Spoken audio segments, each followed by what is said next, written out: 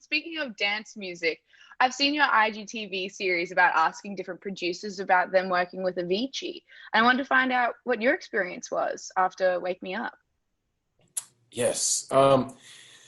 There were 3 or 4 times where I was with Tim with Avicii in the studio, and each of those times was completely different.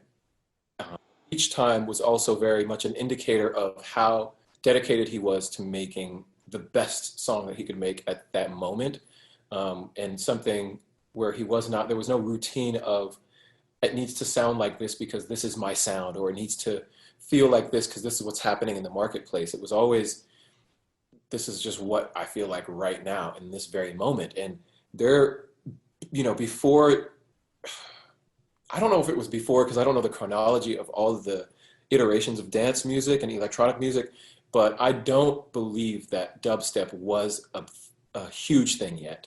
And we were working on a dubstep track that was just ridiculous that we never released.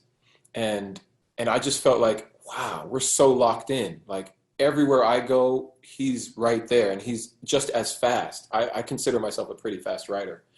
But with his ability on the machine that he was working on the computer to produce, he was just as quick.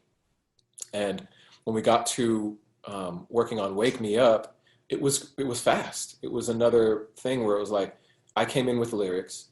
He had already been starting with Mike Einziger on the chord progression and the guitar rhythm, and then within a couple of days we had this monster electronic track that I had no idea because it's of course not my genre, but you know he knew what he was doing for sure. It Yeah. was a career defining moment for me. It helped increase my recognition within the industry, Mm. and a lot of the respect that I have within the industry is still on the heels of that song. Of course, I justify it year by year with other things, but it really helped in a major way, and I'll be forever grateful for the opportunity to have worked with Tim.